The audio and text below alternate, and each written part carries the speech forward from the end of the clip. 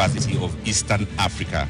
My name is James Smart of NTV. And I am Sophia Wanuna of KTN News. Welcome to the second and last of two debates between the running mates of the four presidential candidates cleared to run for president in the forthcoming election. This is the fourth of 6 national televised debates organized through a joint media presidential debates initiative, bringing together literally the entire Kenyan media fraternity.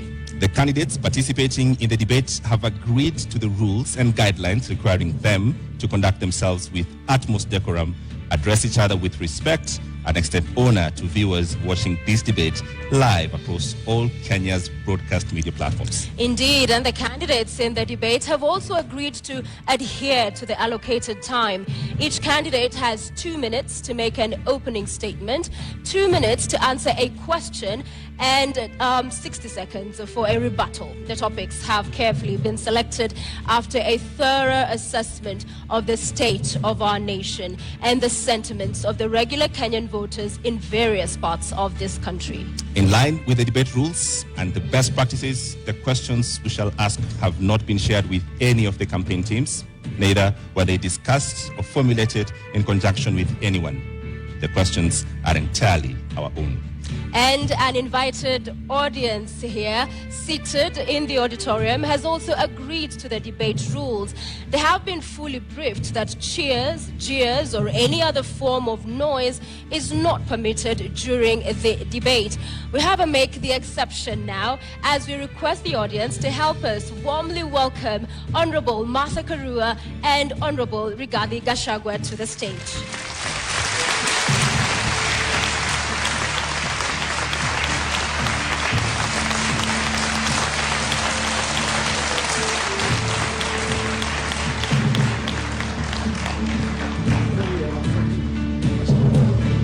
Karibuni sana. Honorable Righathi Gachagua occupying podium 1 in order of that balloting exercise we just witnessed a few moments ago. You have heard the rules of the debate and we look forward to a fruitful engagement this evening. We'll begin with your opening statement, Mr. Gachagua, in 2 minutes. Thank you. My name is Righathi Gachagua, born and brought up in the slopes of Mount Kenya, Heriga village 57 years ago. Family is the basic unit of society and the nation. Strong families make strong nations. I'm the head of a family, and it is my pleasure and privilege to introduce my family tonight, who are here with me. My wife of 35 years, Pastor Dorcas Wanjiku Righathi, and my firstborn son, Kevin Gachagua, a software engineer, and my secondborn son, Dr. Keith Ikino, a medical doctor who helps me to run family business. Tonight is a defining moment for the people of Kenya. The people of Kenya are in anguish. They are in a state of helplessness. They have no food. They don't know where to get their next meal. They are devastated. They need hope. Tonight, I'll present the Kenya Kwanza plan on how we intend to turn around the economy of this country, put people where they belong, restore their dignity, put money in their pocket, and allow them to enjoy their dignity. I look forward to a very objective debate, no trivialities, issues, so that the people of Kenya have an opportunity to interrogate what we plan to do for them. Thank you very much. Thank you, Mr. Gachagua. Madam Martha Karua, karibu, now your 2 minutes for your opening statement. Thank you, Sophia. I was born and brought up in Kirinyaga, and I want to thank my parents who are still alive, thank God, for instilling the values of honesty, hard work, community, and respect, values that hold good to this day. In this debate and in the audience, I have my family, my 2 children, Wawira and Edward, my grandchildren, 4 of them, my brothers and sisters, some of them, others are online. I represent the Azimio hope for this country. Azimio, together with Kenyans of goodwill, is out to rescue this country from the stranglehold of corruption cartels. This country can't breathe. We cannot get the services that people do require, because monies intended for public service are going into the pockets of corruption cartels, who then become instant millionaires with huge bank balances. We intend to help this country, to help citizens get their country back, and all the resources of this country will be utilized for the best interests of the entire nation, not a select few. I am here to discuss those issues, and I am glad that my opponent is also talking of issues, which is what we have been calling for in our campaign. I'm able, ready, and willing. Thank you very much, candidates, for your opening statements. Let's introduce the elephant in the room and start this debate. The question of the deputy president. It has dominated public consciousness in the last 5 years. I'll start with you, Honorable Righathi Gachagua. What kind of a deputy president will you be? You have 2 minutes. I come from a background of management. I have been in public service for 15 years. I've been in private sector for 15 years. I've been in legislation for 5 years. That gives a 35-year experience of public service and engaging with the people. I am a hard-working man. I'm very passionate. I have zeal to serve. I'm an active man. I wake up early. I don't take alcohol. I have all the time and the commitment to put my all to serve the people of Kenya. I have a very good idea of what I need to do to assist my candidate, Dr. William Ruto, in the management of the affairs of this country, give him backup, be available, move around the country to implement development programs, listen to the people, be available to the people, because we have the bottom-up economic model. It's about the people. If you have noted, we have gone around the country in all the 47 counties and held economic forums, listened to the people, had very extensive consultative process of what the people of Kenya want from us. And that informed our manifesto. And we were not surprised that critics were saying our manifesto is too detailed and meticulous. It had to be, because it had to capture the issues, the aspirations of the Kenyan people, what they want us to do for them. And our manifesto is a clear plan that is informed by what the people of Kenya want us to do for them, to dignify them, to improve their quality of life, and to give them a chance to prevail and be men and women of substance. Thank you. Honorable Karua, the same question. What kind of a deputy president will you be? I'll be a deputy president who is respectful of the Constitution, of the people of Kenya, of my principle, and a person who will obey the rule of law and do the best to support my captain to deliver for this country. The oath of office dictates that the interests of the public are paramount in everything a government does. I will help my captain to stick to the rule of law, to ensure that what is in the Constitution is fulfilled. Our Constitution dictates that we adopt a social market economy where social justice is in the forefront. That is why Article 46, not 47, talks of socio-economic rights. You will notice that in our manifesto, we are talking about giving social support to those who cannot have any income, who do not at the moment have any income. And that's one way of fulfilling the promise of the Constitution and ensuring that Kenyans live in dignity, especially those who cannot afford the basics of life.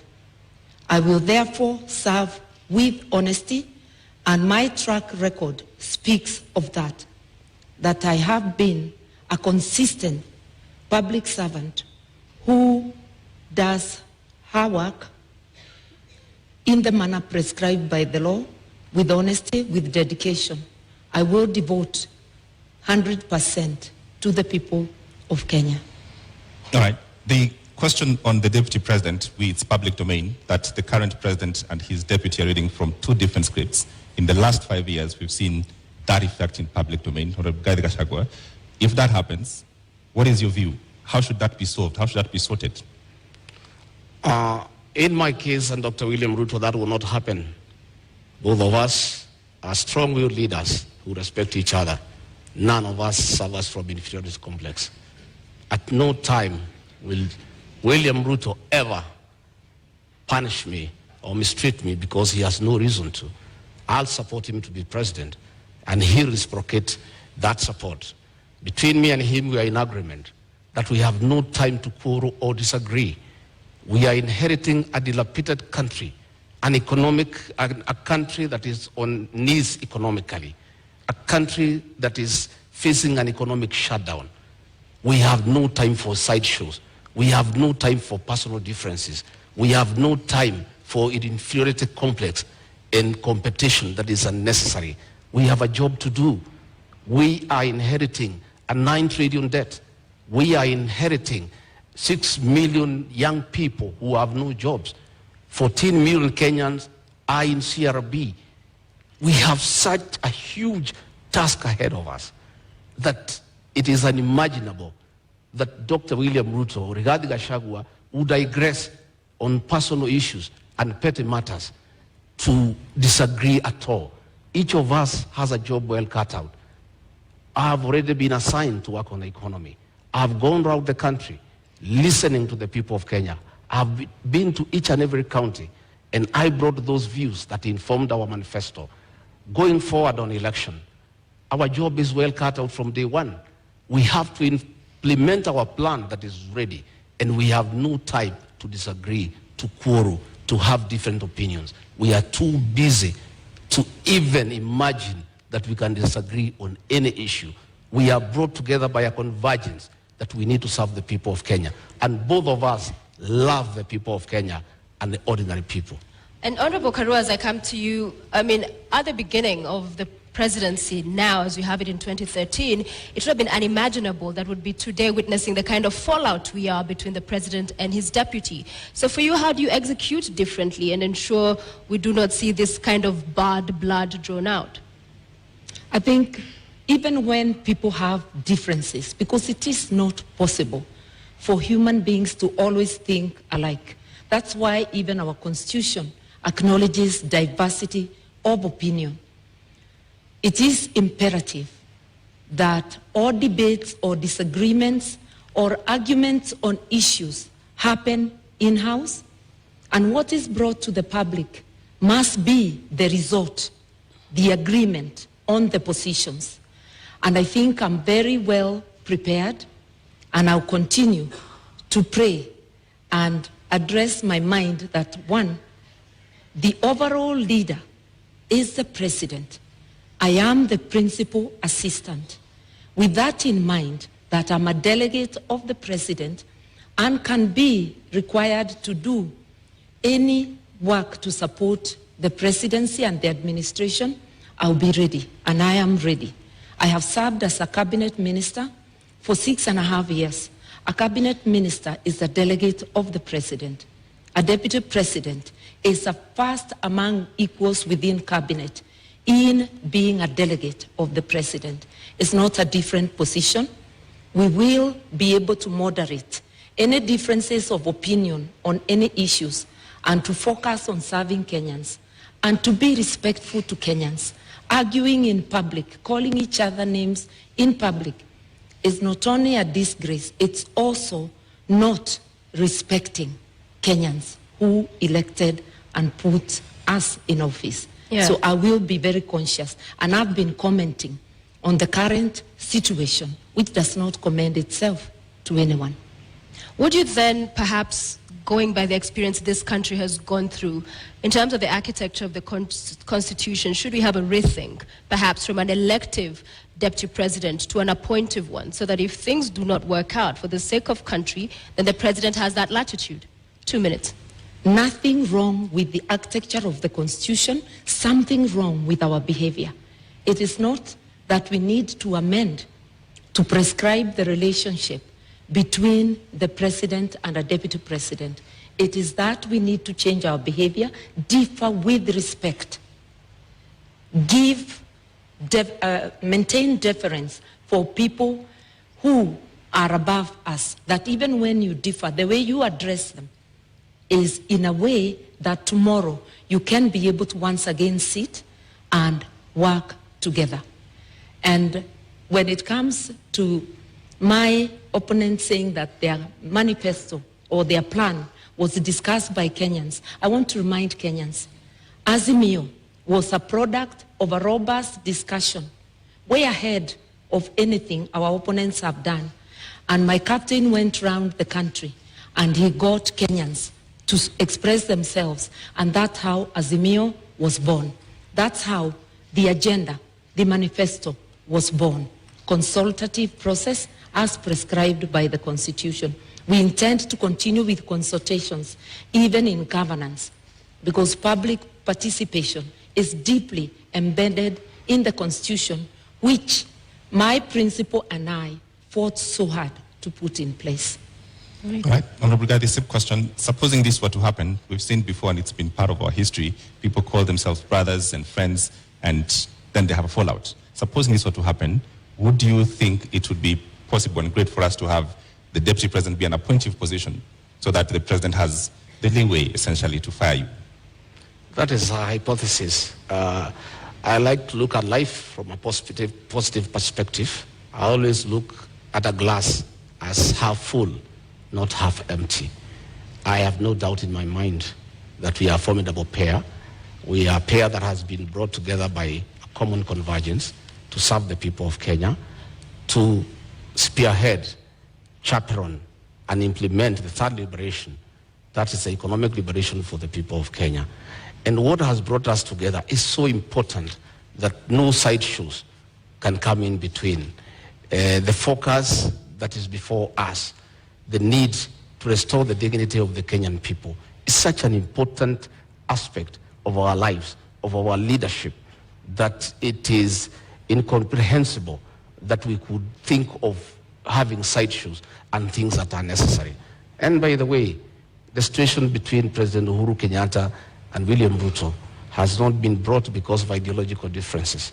It has been brought because of an inferiority complex. Right. People must allow strong leaders to prevail. And you shouldn't have a problem when your deputy is strong and sharp and focused. You should just be able to accommodate him and use that as a strength to serve the people of Kenya. Had President Uhuru Kenyatta, in a second term, allowed William Ruto to help him manage the affairs of this country, we will not be where we are today, where Kenyans have no food, where unga is at 250 shillings, that they have to run around to look for a package to try to deal with it to save this election on their part. If he had allowed Dr. William Ruto to help him like in the first term, all the stored projects will be going on. He should have used the strength of William Ruto and harness it and use it to augment his leadership and to strengthen it for the benefit of the people of Kenya. However, Honorable Righathi, just quickly to follow up on that, we have seen Martha Karua in 2009, it was, resign after they disagreed with the president as a minister. You saw the former deputy governor Nairobi, when they could not work with the governor, again resign. So isn't it on principle that those who push for, if it doesn't work out? I don't think it is honorable to be a quitter. I think you must fight from within and pursue what you intended to do. When the Nairobi deputy governor quit, he left a vacuum in Nairobi, and that allowed President Uhuru Kenyatta to bring the military into the city. You know, because if he was there, the mess in Nairobi will not be. You cannot be a quitter. You must fight on. My sister, Mother Karua, quit President Mwai Kibaki's government when Kibaki needed him, when Kibaki was in trouble, when Raila Odinga was making life impossible for him. Mwai Kibaki needed Mother Karua. And at a time when Mother Karua needed to assist Mwai Kibaki, she quit.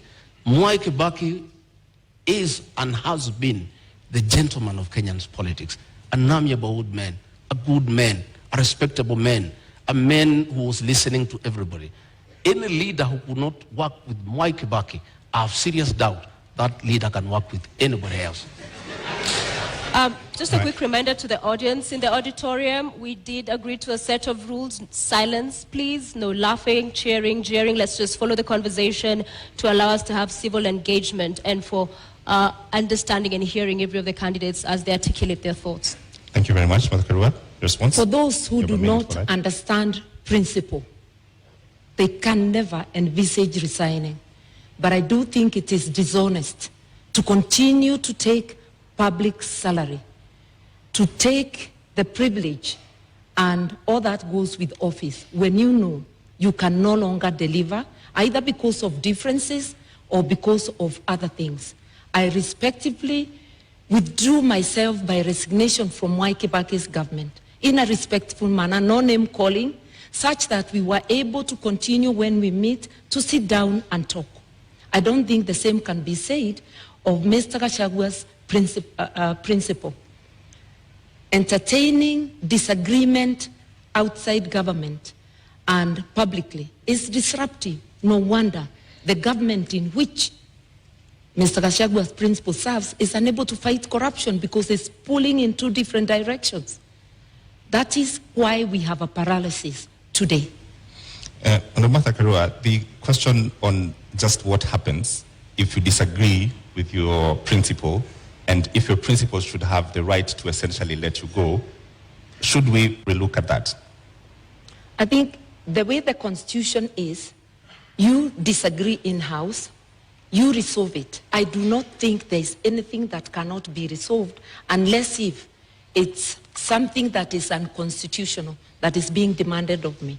I will remember the oath, my oath under the Constitution, that there are things, if they are outrightly illegal, I certainly cannot be party to. But happily, my principle is a believer in the rule of law and constitutionalism. And he is also a man who views everything through the lens of social justice. That is why we have a dignity package for those who cannot afford meals on their table. That is why we have Babacare to rescue Kenyans from lack of access to medical services. If you look at our agenda, you will see that this is an agenda that talks of the socio-economic rights of Kenyans, an inclusive agenda that has every Kenyan, whether poor or rich, as demanded by our Constitution. So I cannot stand here and honestly say that we shall have the same position on all things. That never happened, not even in Mwai Kibaki's government.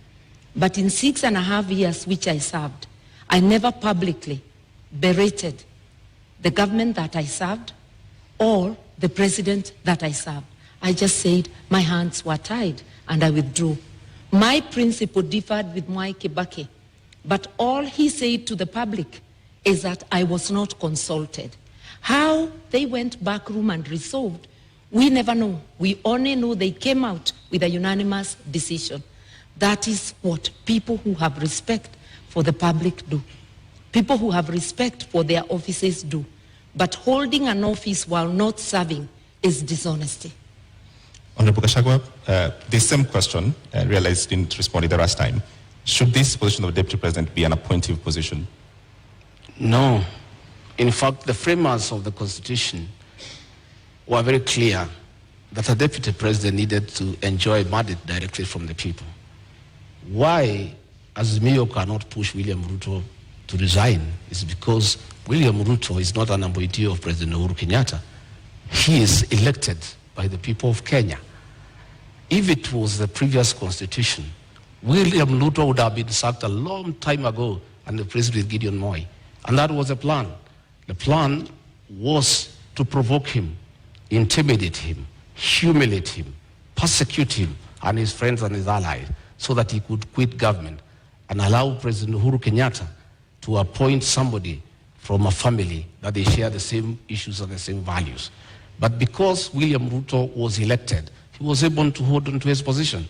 And he continued serving the people of Kenya when he was assigned duties by the president. The duty he has been allocated all the time without failure is to welcome the president and the Nyayo National Stadium. And he has done it in style because that is the duty he has been allocated.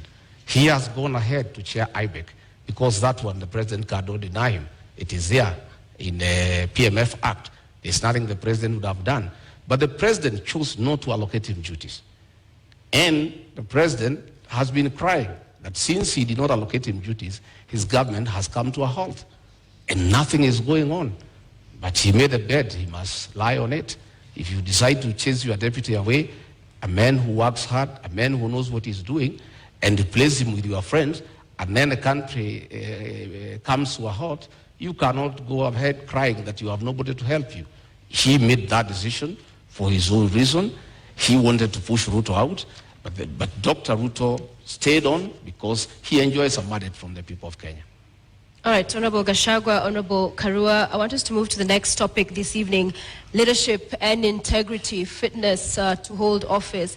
I will begin with you, Honorable Karua. And in 2013, when you vied for presidency, you said, I do not share any values with the Prime Minister, then Raila Odinga, nor do I share his politics. Both he and the late Kibaki have been unable to root out corruption within their ranks. What has changed now that you're deputizing him? Indeed, the coalition government was unable to root out corruption in the second half. And I said so publicly many times. Raila Odinga was a presidential candidate in 2013. I too was a presidential candidate. My statement that they were unable to fight corruption did not indicate they are the ones individually perpetuating corruption. It meant there was corruption in government which they failed to act on. I believe that a combined ticket of Raila Odinga, Martha Karua will do the best to fight corruption. I resigned on principle because one of the things I felt let down on is the failure to tackle issues of graft. Raila was a prime minister, a co-principal, the late President Kibaki was the first among equals as the president. Whatever dynamics, I do not know of. But it is recalled that shortly after that election, I worked with Raila. Kenya and I were friends of NASA, not NASA, of CORD. We worked together until 2017 when I decided to run for governor and supported Jubilee. We have been able to work together, have a history of working together in our 30 years of being in active politics, and I know that his policies align with mine. I did mention that we both view our actions through the lens of social justice, and that is what has drawn me to work with him. Just a quick 1 minute, I will add you on your time that when you said I do not share any values, you've addressed the issue of corruption and graft, but you do not share any values and even agree on his brand of politics. What do you say to that? Because values, this is... As of that time, I felt I did not share anything with him. And remember, we were candidates. There is no way you will praise the other candidate. But I can assure you that it is not because I thought he personally was responsible for any wrongdoing, nor did I feel that President Kibaki was personally responsible. But there were rogues within government they failed to act on. And I felt my hands were tied in the performance of my duties. And therefore, as I campaigned for myself, I actually was saying, look, you've been unable to fight corruption, just like the Jubilee administration under President Uhuru Kenyatta and Dr. William Ruto. And they are still in government together up to now. And we saw Dr. Ruto attending cabinet a week ago. They've been unable to fight corruption. You can't hold one side of government and say the good one is mine, and the bad one belongs to the other person. That's double speak. Honorable Gachagua, just moments. I think Honorable Mother needs to come through to the people of Kenya on being consistent. Honorable Mother is on record saying that Raila Odinga and President Uhuru Kenyatta should retire together. Not a long time ago. She seems to have changed her mind that they shouldn't retire together. In fact, that President Uhuru Kenyatta should continue governing through proxy, and Raila Odinga should purport to govern as a proxy of Uhuru Kenyatta. At what time did she change her mind? Because it's on record, she went public to say that the two of them should retire together. Now, she is the running mate of Raila Odinga. She's a project of Uhuru Kenyatta. The two people she said they should retire together, she seems to have changed her mind. And it is my considered opinion, and I believe for many Kenyans, that being consistent is very important in leadership, especially the position she aspires. You need to be consistent. When you say this today, you must be able to live to it tomorrow. All right, I want to allow Martha to respond to that, but first I want to come back to you to give you another minute. A moment ago, you said that Gideon Moy was supposed to be appointed. I want you to clear that up because, with all fairness, Gideon Moy is not on this debate. Well, President Uhuru Kenyatta, the chairman of Azimio, in a meeting in State House a week ago, said that he nominated Mother Karua as his running mate to take care of his interests and that of his family. The president was on record, which means that Mother Karua is a project of the chairman of Azimio, President Uhuru Kenyatta, and they are both proxies with Raila Odinga. It is not me who said, it's President Uhuru Kenyatta who said. And previously, I thought that Honorable Mother had been nominated as running mate by Raila Odinga. But here comes President Uhuru Kenyatta, outgoing president, chairman of Azimio, a man who has said he's going nowhere, he's going to be around. He'll be ruling from home. He'll be consorting his project from home. He'll be continuing to govern the people of Kenya. I simply do not understand. Is Mother Karua, the honorable member, is she the deputy?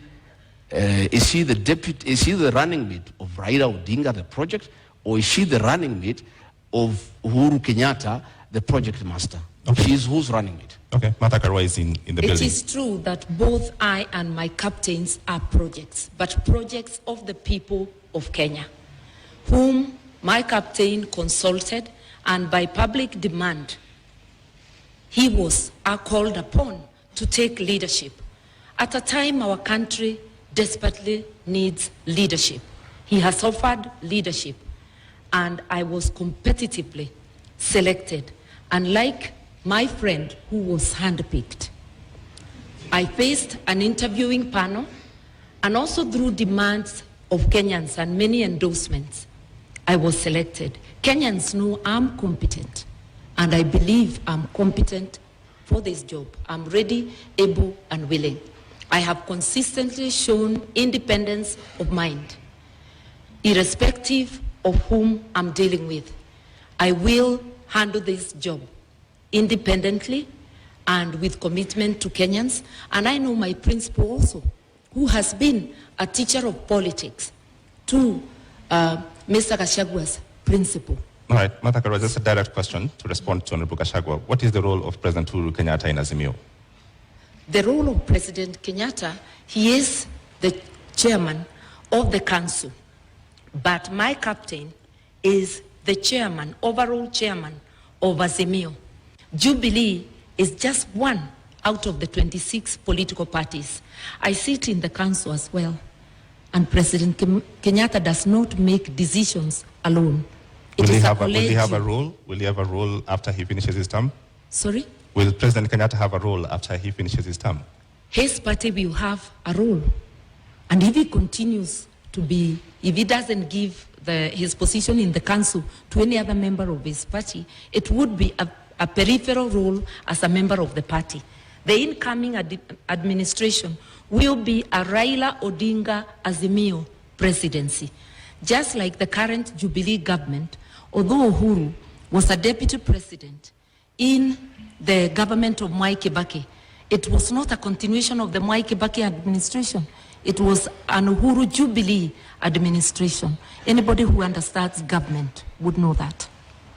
Honorable Gachagua, you have a minute to respond. The truth of the matter is that the role of President Uhuru Kenyatta in his bill is to craft his own succession, to continue governing Kenya through proxy, through Raila Odinga and Martha Karua.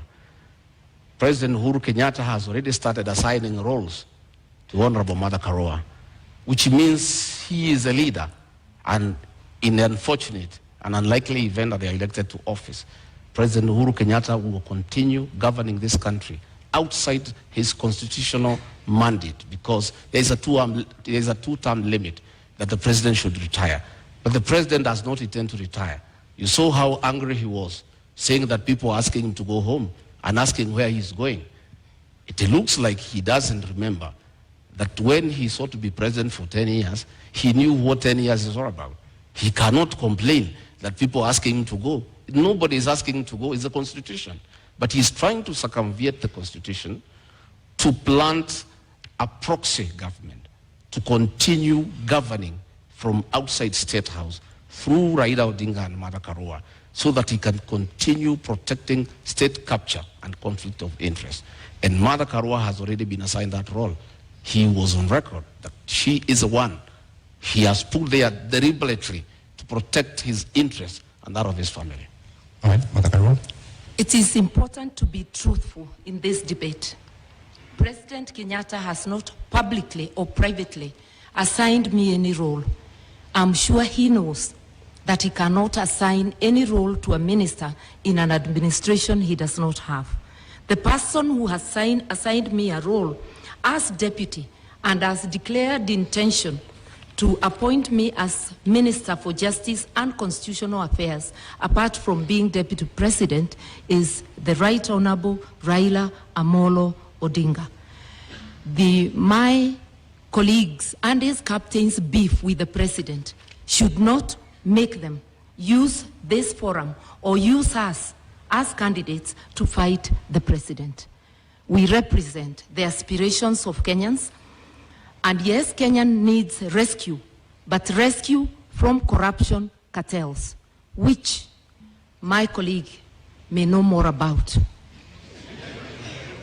On the 6th of June, Honorable Gachagua, during a Meet the People tour in your constituency, that's Madeira constituency, the people you represent there, you said that because you perceive the matter you're currently in court over to be a political witch hunt, if elected, you'd see to it that your accounts are unfrozen, build a mansion, and perhaps go ahead and throw a party in essence.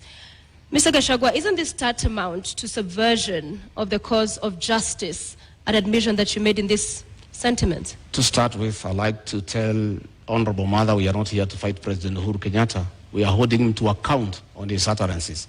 He has said he's going nowhere. He's on record. That's not fighting him. He has said he assigned Martha Karua the role to jail people. I don't know how she'll do it. She's not a judge. She's not a court of law. That is the work of courts of law, to jail people.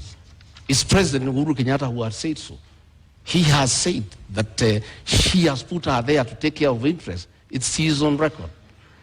I don't want to respond to dignify ridiculous accusations by social media. Social media people assigned by the state have been following me wherever I go in the Republic, including my homes, to listen to what I say and twist it. I told the people of Madeira, they asked me a question. Mr. Gachagua, you bought a farm here and you have started building a house. What happened? Now that you are going to be deputy president, are you still going to live here? I told them I stopped building the house because the state froze my accounts to intimidate me and to blackmail me to support the handshake. And that money is frozen. And I cannot use it. That is why the construction of a house stopped in this area. When the due process takes place and the courts will deliver justice to Righathi Gachagua one day, and my accounts are frozen, I assured the people of that area that I'll come and complete that house and live with them. And I'll take time to allow them to come and visit me. They asked me a secondary question. As deputy president, will you allow us to come and sit with you? I said, yes. I'm a junior elder in this community. I'll have time to sit with my fellow men over food, over a drink, and we share in the African way. I say the women in this area will come and sit with Mama Gachagua and have kesha, because my wife is a pastor and she likes doing kesha. And the women wanted to know, will they be allowed to come to the home of the deputy president to have kesha with Mrs. Gachagua? I confirmed, yes, I'll be deputy president, but I'm still the same old guy who hangs around here.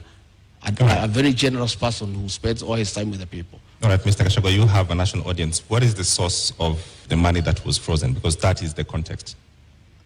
Pardon? What is the source of this money that was frozen? I have said many times that I'm a victim of blackmail by President Uhuru Kenyatta, whom I served as personal assistant. President Uhuru Kenyatta wanted me to abandon William Ruto and join him in fighting him, and I said no, because he didn't give me a good reason. And he blackmailed me. He sent Nancy Gitawe, his advisor, to threaten me that if I don't abandon William Ruto and join him, I'll face the music from the state. Honorable And Gachagua, one problem started after another. They froze my accounts, KRI froze all my companies, then they arrested me on trumped-up charges for 1.5 years, no evidence in court, nothing. I'm a victim of blackmail and persecution by Uhuru Kenyatta using the state criminal justice system to manage politics and deal with those who don't agree with him. Honorable Gachagua, with all due respect, you not answered my question. What is the source of the money that was... The money that I have is well documented. I am an astute businessman. This is money that I made during the reign of Mwai Kibaki when the economy was thriving. I made over 200 million and invested in an account. And that account has been running for the last 8 years. And nobody has ever asked me a question. In 2013, when I supported Uhuru Kenyatta, I still had the money. In 2017, when I supported him, I still had the money in my personal account. This is money I have accounted for. It's clean money. I am a good businessman. And in the fullness of time, I'll be vindicated. I was really hoping that my colleague would explain to us how an individual finds 5 billion shillings in their accounts. But I hope one day Kenyans will be able to know money that was transferred to his accounts in the last 10 years of the Jubilee administration. But that's for him to account. I believe as leaders, we have to be accountable. That is why there is declaration of wealth, so that as you enter office, people can know how much you are worth, and as you exit, or in the middle, they can monitor and see how you are progressing, whether it is from your salary, and if it's from business, it has to be a business that can be ascertained. I think we really need to come clean, because if you cannot account for your wealth, you cannot be a good steward of the money of the people of Kenya. So this is a question to both of you. You've brought up the subject of wealth declaration. Yeah. What are you worth, Honorable Karua? I think about just about 150 million, and that is because the 56 million I had declared in 2013 has appreciated because of the inflation. I haven't had any new properties, but I'm a person many may not understand. I'm not thirsty for land. I'm not thirsty for worldly goods. I'm happy to have a house I call home. I'm happy to have a house in my father's land. I do not look for property. Not everybody is hungry to amass. Hungry to do something to help my country, to transform the lives of the people. Right. So if you're looking for Martha Karua to be a billionaire, no, I am not hungry for billions. Honorable Gachagua, My how much account are you did worth? not receive 5 billion. That is propaganda. I have 200 million. That is the money that is held. 200 million, 64 million. I worked in the Ministry of Lands and Settlement. 10 million, I worked in Kenya Power. 33 million, I worked in the Ministry of Livestock. Another 46 million, I worked in another organization called Patek. Up to 200 million, that is all the money. But when you set policemen to investigate, they don't understand accounts. When you save money in a fixed deposit, it leaves your personal account into a suspense account. A normal policeman looking at it, movement in and out 4 times a year, of 200 million, he thinks you have 800 million within that year. So when he multiplies by 7 years, he says you have 12.4 billion. That is the folly of the kind of investigations we are having in this country. I don't have billions, I have 203 million into that account. And that is part of my wealth. I'm worth 800 million, minus the 200 they are holding, another 600. So just a quick follow-up on that, Honorable Righathi, because the charges you are facing are as a result of trading with county governments. What's your position on public officers doing business with government, whether at the national level or at the county level? By the time I've done all my businesses, I was not a public servant. I was a private individual. I have no conflict of interest. I was a businessman. I applied for tenders and competed, open tenders and won, and did construction business and did supplies, and nobody is complaining. Today, those charges against me, no evidence in court, nobody is willing to record a statement. Clean business. And I never traded with institutions because I was not part of any government. But this is when your business brother... I did in 2011. I did in 2012. You know? When they said that my brother was governor, my brother became governor in 2013. I did business in 2008, in 2009, in 2010, 2011. And that money is there, and it's all documented where it has come from. But nobody is bothered because they just wanted to punish me. But they wanted to blackmail me into supporting the handshake. And I'm a man of principle, and Uhuru Kenyatta knows that. I respect my conscience. I will never be intimidated. And I can tell you, many governors today supporting Azimio is because they were blackmailed like me, and they gave in. Honorable Gachagua, just clarity. In 2009, 2010, there was no county governments. Which government did you do? Sorry? There was no county government in 2009. I'm saying I made money in 2010, in 2009. There was no county government. I didn't make money with the county government. I never did business with the county government. I said I worked with the Ministry of Lands. I worked with the Ministry of Livestock Development. So you cannot say that there was conflict in Nyeri because I did this business long before county governments came into place. But Honorable Gachagua, the matter in court is about doing business with county governments. I'm saying the matter in court is a matter that is on fabricated charges. And that matter will be coming in the fullness of time. What I'm talking about is the money that is held and where it came from.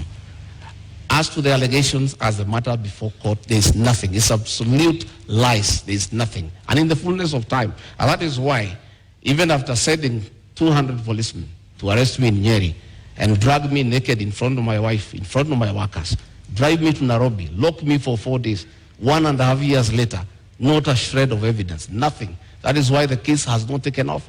They have slated it for September later this year. But still, nothing has been presented to us. Our lawyers have been asking, give us evidence against Righathi Gachagua. It's not forthcoming. It does not exist. It's a fabrication. It's blackmail. It was a way of trying to force me to abandon William Ruto. Okay. But I was not intimidated. I remain on board. Okay, Honorable Karua, you have 2 minutes. An Azimio government will have a policy position that graft cases and all serious crime should be investigated and prosecuted within a given time, within 6 months to be specific, so that people like my colleague here, Mr. Gachagua, anybody charged with crime against the people, within 6 months, we ought to know whether they are guilty or not, so that people don't seek public office when having baggage of cases.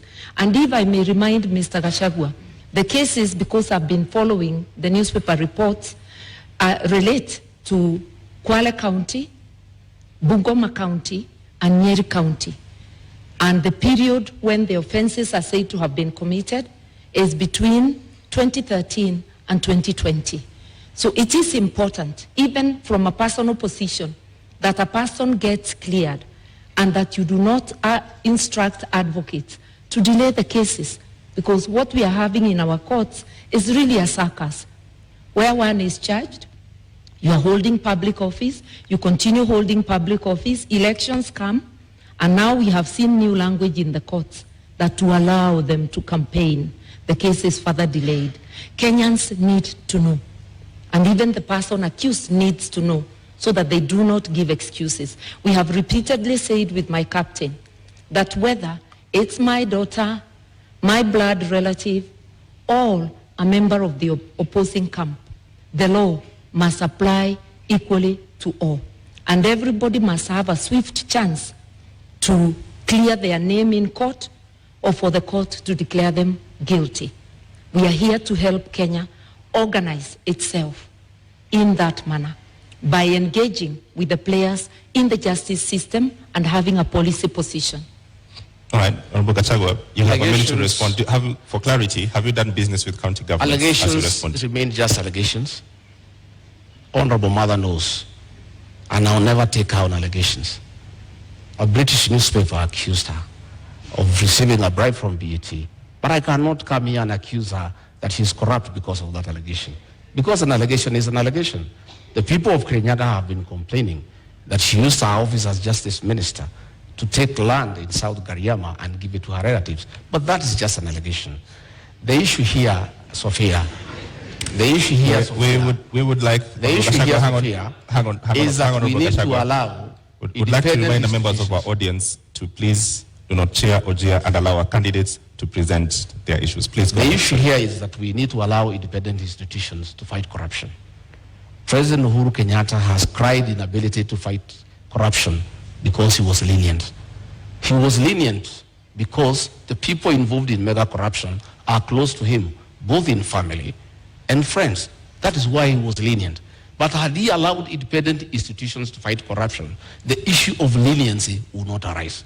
Had he allowed independent institutions to fight corruption without getting involved, Righathi Gachagua would not be in court, because independent institutions will never take people to court without evidence.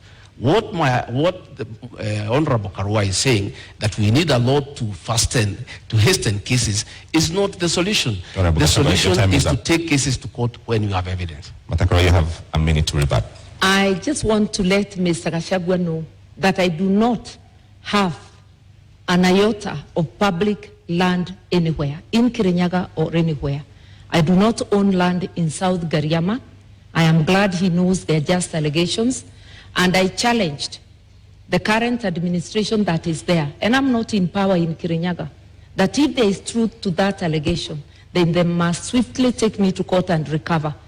So once you challenge those making the allegation and they don't do anything about it, then the matter is closed. The only land I own in Kenya is the house I live in Nairobi, and the house up country, which is on my father's land, and he has included my name in the title. I said I'm not land hungry, and I'm not hungry for material wealth. Those who are hungry may never understand that. Relating to BAT, it was money paid to my campaign secretariat by a donor, not paid to my personal account. Later, it transpired that it was money from a company. The matter has been investigated in UK, and the file has been closed. I also challenged the DPP of the government Gachagua's principal serve in 2016 to investigate and prosecute me. All right, so those matters are allegations. Thank you very much. Time is up. But now that we're talking about funds, you all are traversing the country with choppers and legions of teams. How do you finance your campaign, Honorable Gachagua? How much does it cost? Pardon? How much does it cost to finance your campaign? Pardon? How much does it cost to finance your campaign? Oh, the sound is not working here. Sorry. I can't hear you properly. I apologize for that. Yeah. How much does it cost to finance your campaign? Well, it's difficult because we don't have a centralized command. Our campaign, we are raising funds from people, and mostly is in materials, is in donations in terms of choppers, in terms of vehicles, in terms of fuel, in terms of personnel. And really, what you need in terms of cash is not much. This campaign of Kenya Kwanza is bottom-up driven. A lot of hustlers have taken time to give their all in terms of time, in terms of materials, in terms of support in kind. There isn't much about cash. So it's very difficult at this stage to quantify and say, this is the amount that we are going to use for this campaign. What I know is that in the next 1 week or so, we'll now be talking about real figures, because we have to mobilize agents, we have to mobilize vehicles, we have to get people to protect the vote. Those people need to be given allowances. That is when now we will come to the cost of the real campaign. All right, Martha Karua, the same question. How do you finance your campaign? Through public donations in cash and kind.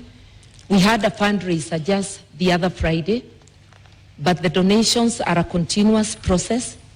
The Azimio campaign secretariat is keeping tab. My personal campaign organization, the New Dawn Trust, is also keeping tab of all donations coming to me. And it is the organization that had received the money you asked earlier for BAT. I do not mix campaign money with my own funds, because you have to maintain integrity even with donations. We have choppers donated. There is a chopper I personally use, which is a donation from a kind corporate friend. And we have many such donations. And I want to remind Kenyans, my captain, the Honorable Raila Amolo Odinga, has had choppers in his campaign even when he was out of government. Like the 2007, I think they flashed more choppers than the PNU side I was in that could have.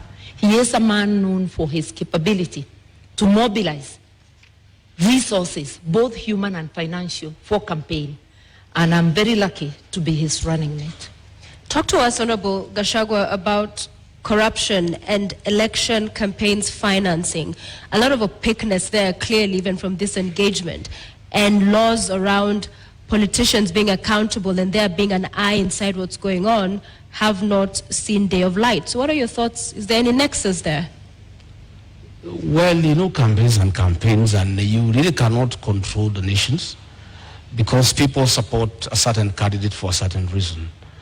And it behoves upon the candidate to receive donations that are well-meaning and donations that are not tied to your win and what you need to do for people after. And that is the basis of our campaign. I personally have many friends who are supporting me. They have not demanded anything for me in return when we form government. They think we have got a good plan. They think that we need to be given an opportunity to run this country and turn it around. They think that the real thing is the economy. They think that they need to help us to move around the country. And they are well-meaning. I wouldn't say the same of my colleague here, because their campaign is being run with the public resources. You are aware that the PS Interior has been meeting chiefs and assistant chiefs who are public servants and give them instructions to work for Azimio. You have seen their meetings being attended by chiefs in uniform. That is misuse of public resources. We have seen funds from Harambee House, from the confidential expenditure, being put into this campaign. Many of the town hall meetings they are holding in the Mount Kenya region, all the delegates are given 1,000 shillings to go home, and that is money from public coffers. Do you have evidence of this? Oh yes, we have photographs, we have recordings, we have audios, they are there. We are always well appraised, because many of those people who go to receive that money are actually our supporters. And they say they don't want to allow the elephant to die with the tusks. They need to remove the tusks before it is dead. That is what is happening. And public servants, the Cabinet Secretary for Interior is on record campaigning for Azimio. The Cabinet Secretary for ICT is on record campaigning for Azimio. These are public officials. They are public, they are paid with public money, but they are campaigning. That is misuse of public resources. And my colleague here, who says he's a stickler of the rule of law, has not condemned that, because I would want her to condemn that, because she says she's a stickler of the rule of law.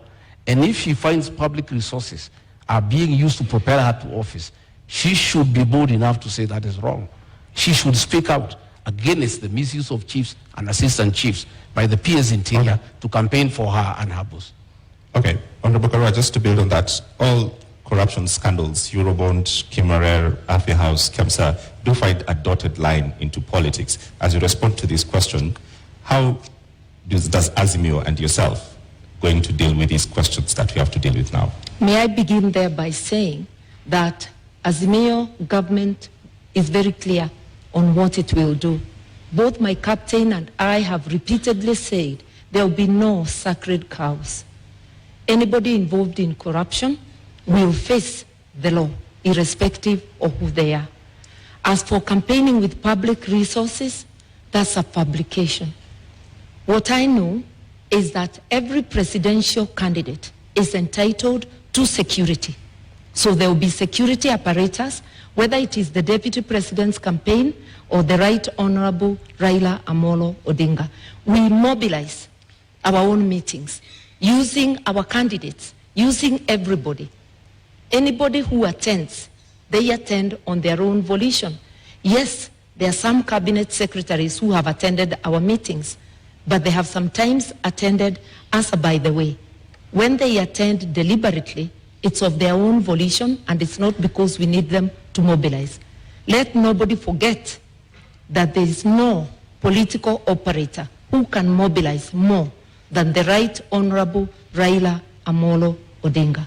I also personally do not need help to mobilize. I've been in this game for 30 years.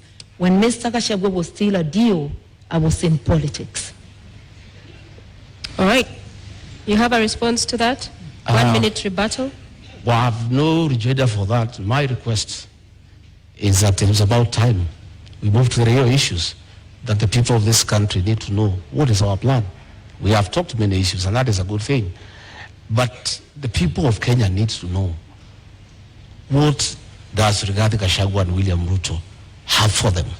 I'm hoping that debate will come around tonight, because it's important. Because many Kenyans are glued to the screens. They are waiting to hear. They want to know about health. They want to know about education. The public service wants to know about their issues. The police service wants to know about their issues. There are many people waiting. And I think, I am guessing, they must be getting information. Yeah. Honorable Gachagua, we are getting to that. And corruption is a big issue in this country, where public resources... Corruption must be fought. And the real corruption is state capture and conflict of interest. What is state capture? State capture is where the people in power compete with citizens for scarce resources, where the people in power use their position to advantage themselves to get business unfairly, where people in power allocate resources to projects where they have an interest. I have an example. In the year 20, I want to tell you what is state capture and conflict of interest. This is Gazette Notice Legal number 1112, dated 26th June 2019.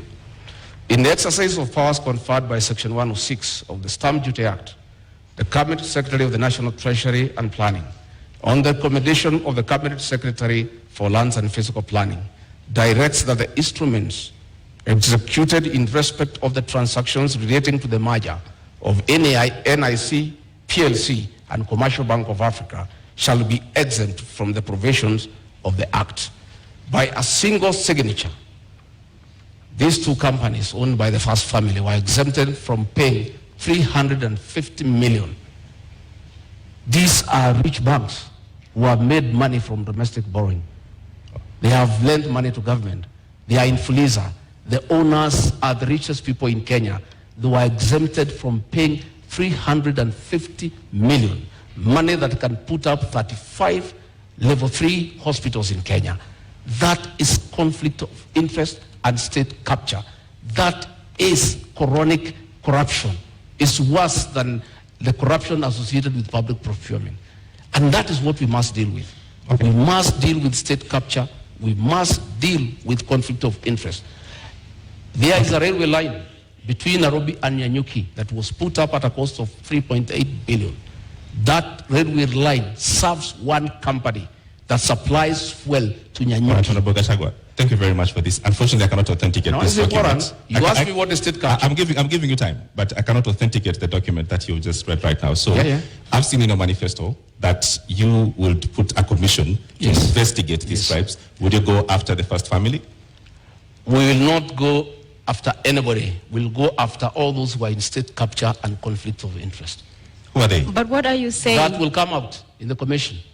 I'm saying there will be a commission, because the real corruption that we need to deal with, not what Honorable Mother is talking about, is state capture and conflict of interest, where the people in power have used their offices to usurp public resources to their advantage and to the disadvantage of the rest of Kenyans.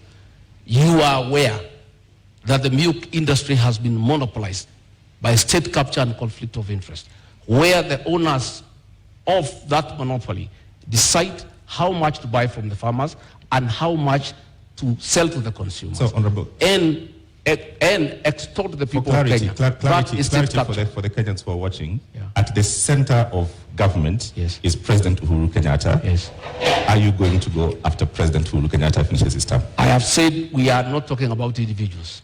We'll deal with state capture and conflict of interest. Anybody who is involved in state capture and conflict of interest will be held to account. The first family, sir. So grab the bull by its horns. Don't perhaps cut around the issue. You are talking about the first family. So in essence, you are saying you will go after them. Isn't that? I am saying this is state capture. I've given you an example. You will feel for yourself what needs to happen. All right. And I am saying that is what we need to deal with. You know, state capture. And that is why the president will say he is lenient. He cannot deal with state capture. He cannot deal with conflicts of interest. Okay. He can't. Thank you very much. I want to help Mr. Gachagua. State capture is the repurposing of the state to serve individuals rather than public good. And corruption cartels in this country, whoever they are, have strangled the country. I opened by saying Kenya can't breathe. Our health services, their money is taken. The money for agriculture, for fertilizer subsidies, money for building dams such as Kimwerel, Arol, Galana Kularu, which was supposed to help Kenya feed itself. That is what state capture is about, that every penny intended for the public, a majority of it is ending up in people's pockets. This is not about families or individuals. It's cartels, and cartels are organized people, gangs of criminals, because what they are doing is committing crime. And you don't need a commission to punish crime. You just need serious law enforcement. And if you find roadblocks, that cases are taking too long, then Parliament can be used to do its work, to consider proposals from the government, to pass laws that fast-track such cases. We all know that election petition cases take 6 months. Why can't corruption cases similarly take such a period? That is the debate that must go to the National Assembly. Mr. Gachagua serves in the National Assembly. I have not heard him talk about corruption except when defending his own position in the case he's involved in. In contrast, I'm out of Parliament. I've been vocal, whether it's KEMSA, whether it's any other corruption. And I've also been vocal in upholding the rule of law and reminded my brother President Kenyatta that he cannot serve beyond his term, a position he holds at this moment, that he is going home. So, Honorable Karua, do you agree then that there's state capture in Kenya? And secondly, what do you make of their proposal to form a commission of inquiry into the same in Kenya if elected? That just expresses their reluctance to fight corruption. In fact, Mr. Gashagua's principle is captured on tape in an interview in this country, saying that corruption, he doesn't think corruption can stop a nation from developing. With what money will a nation develop, invest, or even provide services if the corruption cartels are taking 2 billion shillings a day, which translates to stealing 40 shillings from every person? In an average household of 6 people, that's 240 shillings. 2 packets of unga at the discounted price of 100. Kenyans need to understand. They're hungry, they're without medical service, without fees for their children, and without free education, because corruption cartels are strangling the nation. That's why we can't breathe. Once we understand that, then we will vote for people with a track record, like Azimio, people with the will to fight corruption, people who are prepared to confront the monster and to apply the law evenly, irrespective of who is mentioned. So do you believe we have state capture in Kenya? There is state capture, yes, by corruption cartels, organized criminal gangs who plunder our resources daily. 2 billion shillings a day, which is authenticated by the Auditor General, translates to 765 billion shillings. The amount of money we need for the social support is just 144 billion. The rest can be used to pay debt, to do other things. We intend to seal all those loopholes so that Kenyans can have advantage of their resources. Honorable Karua, the names of every corruption scandal, Kimwarer, Kamsa, Eurobond, they're all government officials. Yes. How do you deal with that? That is where the state capture is coming. If you look at them, it's not about families, it's about individuals who choose. Because I keep saying, no mother has baptized their children the name corruption. It's a behavior an individual deliberately chooses. And state capture can even become a tool during elections where empty promises are given to entice Kenyans to further surrender their sovereignty to corruption cartels. I'm urging Kenyans to look at the track record of each of the formations that are seeking the presidency of this country. I am confident that a reasonable look at the candidates present, as Kenyans will commend themselves to vote for Azimio. And Azimio will do the jobs, not because we are perfect, but because we have the best track record and we do try and have tried before and done good work for Kenyans. All right, we have 2 minutes. I don't know. I don't know whether the Honorable Mother has taken time in their meetings with the chairman of Azimio to ask him. He said he's in charge of this country. He knows everything that goes on. Then we went ahead to say that 2 billion shillings is stolen daily. I don't know whether in her meetings with the chairman of Azimio, she has tried to find out from him who steals this 2 billion and why he has done nothing about it. In terms of fighting corruption, our manifesto is very clear. Our plan is sound and is in accordance with the Constitution. Our plan is to allow independent institutions that fight corruption to be really and truly independent by giving them that freedom and giving them resources and financial autonomy so that they receive instructions from nobody. On assuming government, we shall appoint the Inspector General of Police as the accounting officer of the National Police Service so that himself and the DCI have independence to do what they need to do on fighting crime and corruption without having to take instructions from anybody. Because you know, this, it is said, he who pays a piper calls the tune. Why the Inspector General of Police and the DCI cannot fight corruption and crime, why they cannot operate the way the Constitution spells out, is because they are controlled from Harambee House, because that is where their money is. We shall give them financial autonomy. We shall operationalize the judiciary fund to allow our judges and magistrates to operate with financial autonomy so that they are free to do what they want to do, so that they can fast-track cases without having to look back. And of course, you know, President William Ruto, the new president of Kenya, God willing, will appoint the judges that were nominated by the Judicial Service Commission so that they can serve the people of Kenya. All right, Honorable Karua, do you agree that lack of independence in these institutions is the problem Kenyans are facing in the criminal justice system? The Constitution gives all these institutions independence. And independence and autonomy should not be confused with accountability. Parliament, which is independent, has to be accountable to the people of Kenya. The executive has to be accountable to the people of Kenya. The judiciary has to be accountable to the people of Kenya. Institutions have decisional independence, that a judge will be independent in making that decision of guilty or not guilty, that the director of public prosecutions will be independent in deciding to charge, to prosecute or not to prosecute. It doesn't mean that they fail to account to the people of Kenya. And that is most of our leaders are failing to do. be accountable to the people of Kenya. You go to office to do your own business, where you will find that quite a number of people who are parliamentarians are trading with the counties, are trading with the government. So who is the watchdog of the people? The law forbids it. Conflict of interest. Going to get county work from a county government when you are a member of parliament. Who is going to be the watchdog? A quick follow-up on that. Issues. Yeah.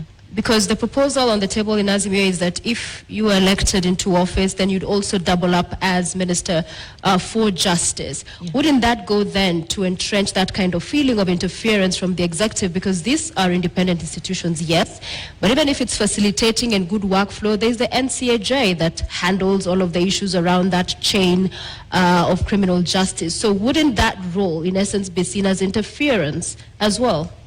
Not at all. The Minister of Justice doesn't prosecute. This is a coordinating ministry, coordinating the entire justice sector. And we had such a program even during the Kibaki time, known as Justice, Law and Order Sector, to give policy direction. Then each institution goes and works on its own. It's not about how that institution will do its work. It's to understand together the difficulties, the roadblocks along the justice sector, so as to make proposals for legislation and for policy to Parliament. Remember that policy and legislation are passed by Parliament. Government institutions are independent, but they cannot act alone. There must be some synergy, and that synergy is in policy. Then they can have decisional independence. I've been a Minister of Justice before. I didn't investigate or prosecute. All right, I want to move to the next topic, and let's go to the cost of living. One of the charges against politicians in this country is that they're simply out of touch and you're unable to solve the problems that we face. To give you an opportunity tonight, Honorable Gachagua, to start to make your presentation on cost of living, by first telling us, what is the cost of milk today? The cost of milk, retail farmer sells at 42. At the supermarket, some places 120 per liter, others is 130, depending on where the supermarket is. Kerosene? I don't go to the supermarkets. Okay. What is your presentation tonight on dealing with the cost of living, knowing very well that... I want to say, I'm happy now we are where we need to be. Audience, please maintain silence. And for the record, issues with what we've been talking about throughout, these issues impact on how we fund the projects and all of these other subsidies we'll be talking about.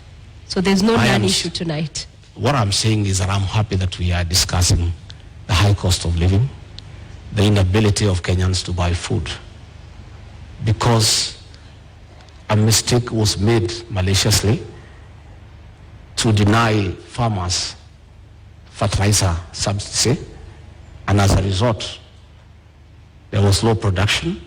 And because of the law of demand and supply, you cannot afford a packet of unga. A packet of unga is 250 shillings. Government is running around because of this election now, trying to subsidize for 4 weeks, just after the elections. But they are not telling the people of Kenya how they'll buy food after the elections. This is being done to entice them to vote for Azimio. If government had done the right thing and supplemented farmers with inputs and fertilizer, they would have increased their production. You know, we consume 46 million bags of maize, and we produce about 40 million every year. We normally have a deficit of about 6, which we import. But because of this decision, we are short of almost 15 million bags, and that is what has caused the current crisis. And we have a plan. On our first month in office, we intend to bring down the cost of fertilizer from 6,700 to 2,500. That is DAP. That is the main fertilizer for planting. Okay. And that will enhance our farmers to produce more, so that we have food security, and probably we even have some surplus for export. Thank you. Honorable Martha, same question.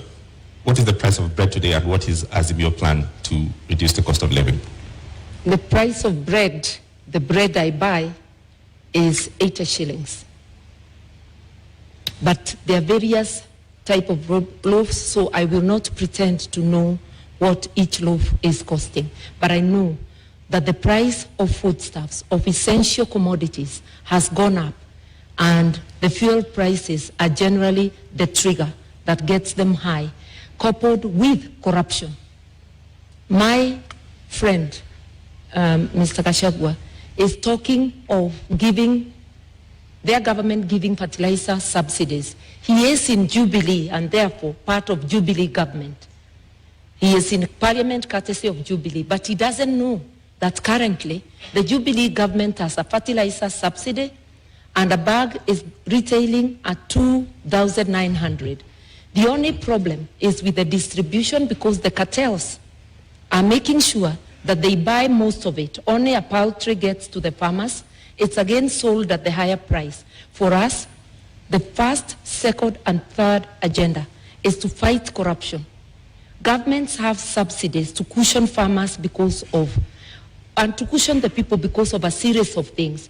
We have war in Ukraine, which has seen foodstuffs rise for countries that are not self-sufficient and buy outside, Kenya being one of them, fertilizer and other things. But the money for subsidy, for helping our people with the cost of living, majority of it is going to the cartels. That is where the problem is. The money meant for Galana Kulalu irrigation scheme, which could have helped with our food reserves, was stolen. Kenyans knew, even the fertilizer, there was a scandal. Maize, there was a scandal. Kenyans know who are responsible for those scandals. And Mr. Gachagua is also aware. And together with his captain, they may know more. Since my mother, who is actually my mother, my late mother is Mother Kerigo. Since she joined government, she has been consumed by the lies of the same government. If the Honorable Mother moved around the country, the lie she's giving here, that fertilizer is 2,500, she will be feeling sorry. If she went around to Kimunye, her hometown in Gishogo, the cost of DAP is 6,700. The cost of CAN is 5,900. The cost of 17 is 5,800. The cost of 20 is 5,900. And the cost of urea is 7,200. That was just a lie by the Minister for Agriculture. There is no fertilizer that is available for 2,500. You can walk around to any shopping center, including our hometown. These are the costs of fertilizer. And I want to say, let us stop deceit and lying to the people of Kenya on national television. When my sister here, Mother, tells the people, farmers, that fertilizer is 2,500, they start having very serious doubts about her credibility as a future deputy president. Because if she can come here on national television and give prices that are not true, when people are suffering, when people cannot buy fertilizer, her credibility is put into question.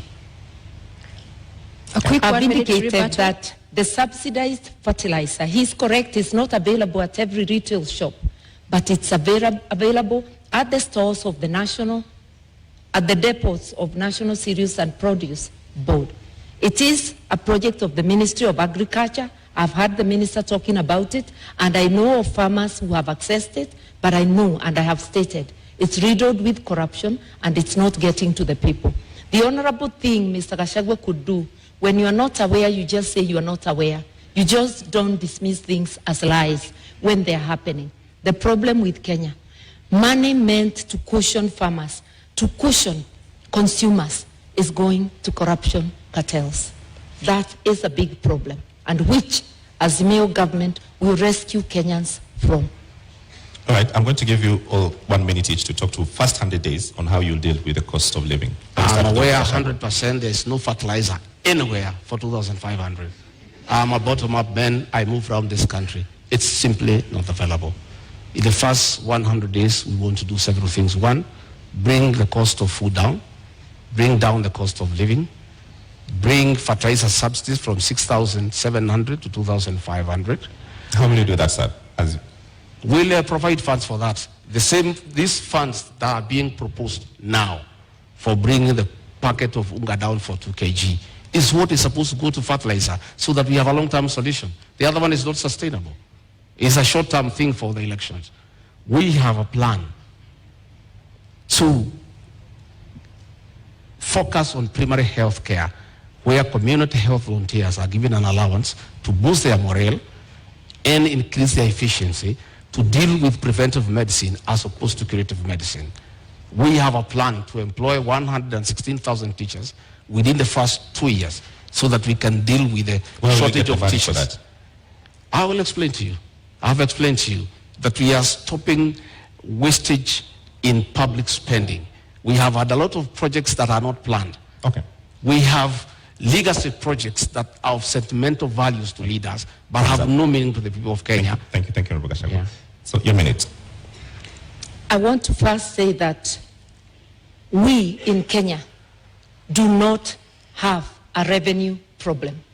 This year alone, we collected over 2 trillion shillings, the taxman that is. We have a problem of expenditure, non-priority expenditure. That is what we are going to curb. In relation to fertilizer, the subsidies are already in place. It's a question of ensuring they work for the people.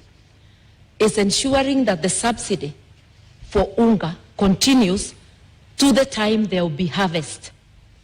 The expenditure for operation and maintenance, O&M, is over 600 billion, while salaries are at about 550.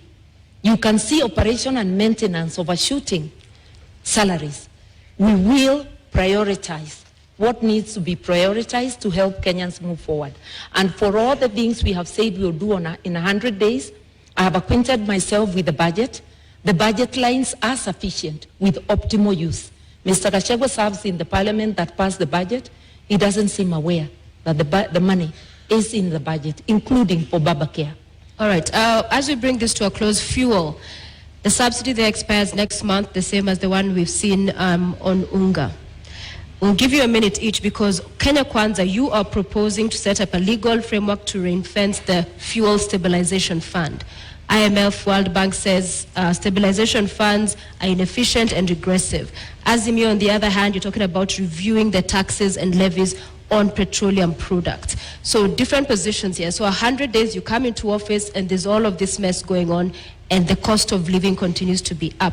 In 1 minute, what is unique about this legal framework that you will do with the stabilization fund that hasn't happened so far? We have money available in the budget. We have money that has been put for projects that are not a priority, and that is the money that you need to inject quickly before you can even look at the legal frameworks on assuming government. And that is possible because you look at the Ministry of Agriculture, we have some 50 billion there. That 50 billion will be available to deal with the issues of fertilizer.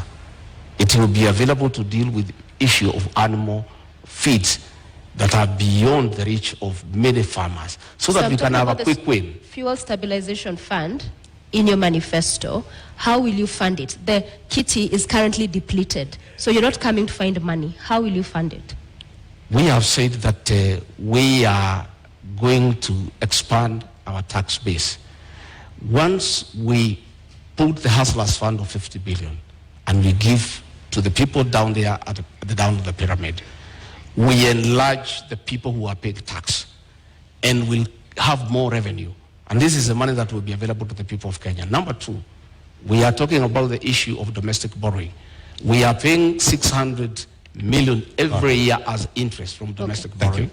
Once we stop that domestic borrowing, this money that is going for interest every month will be available for this one. I'm glad he adopts my position that there's money in the budget, but that's as far as we go together. We part on how to do it. We will ensure that there is fiscal discipline so that non-priority spending is dropped and we go to priority spending. And I've given example of operation and maintenance, which is at 600 billion, while salaries are less than that. That is totally unacceptable.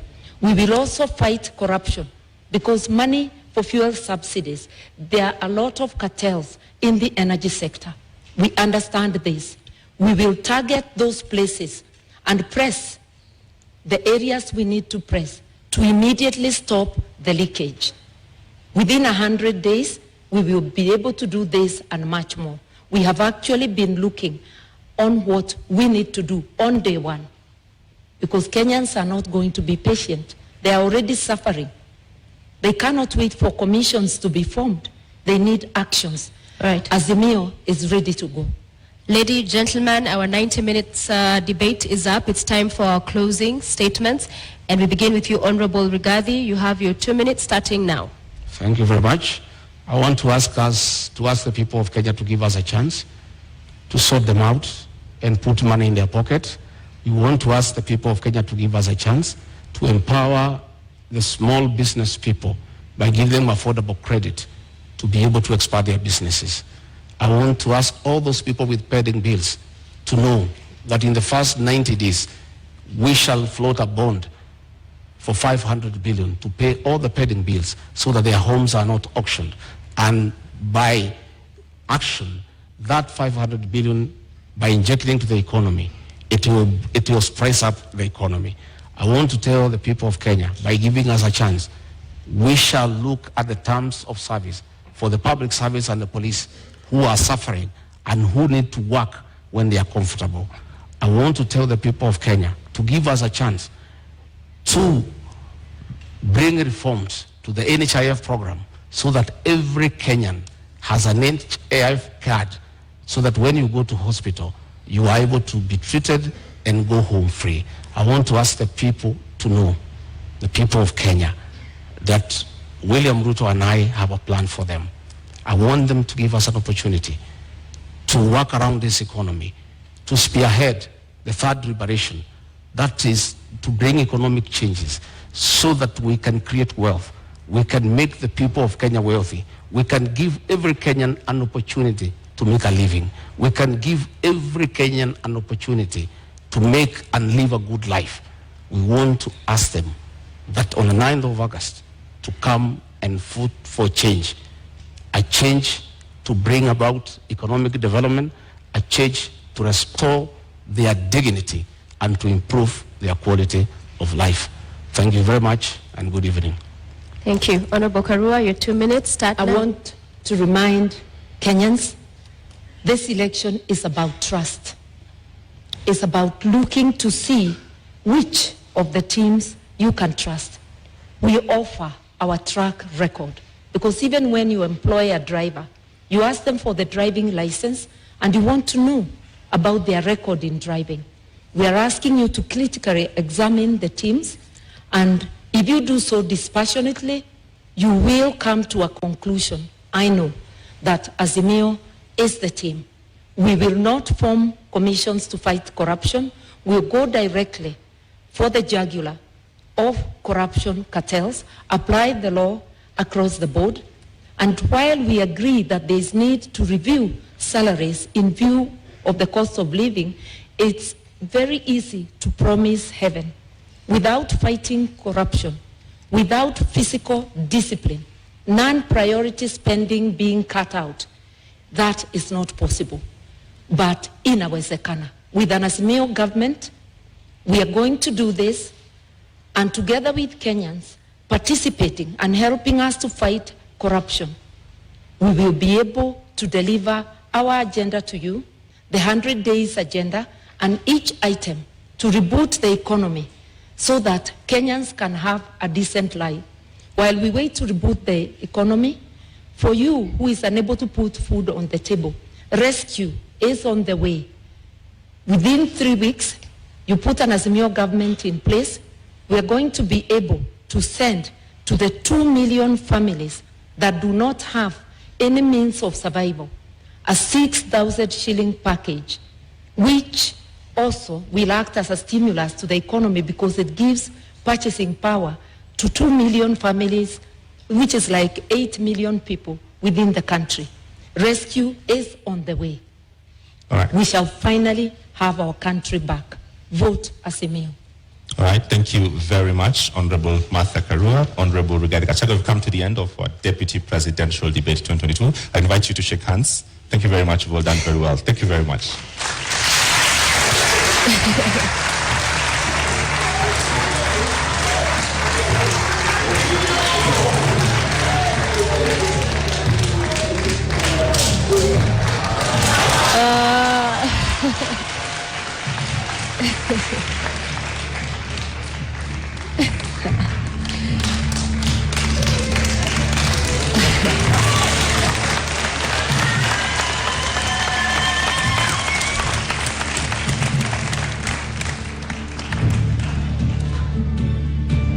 Ladies and gentlemen in the audience and our viewers following this at home, we have come to the end of our debate this evening, and our appreciation to Honorable Martha Karua of the Azimio la Umoja One Kenya Party Coalition, as well as Righathi Gachagua of the United Democratic Alliance, UDA, for honoring voters with the duty of agreeing to attend this public televised debate. We thank you. And we thank you for watching. The final of our joint national debates will come to you on Tuesday next week, when Wahiga Maure, Raila Odinga, William Ruto, and George Wajackoyah take this very stage in the presidential candidates debates. My name is James Maro of NTV. And I'm Sophia Wanuna of KTN News. Good night.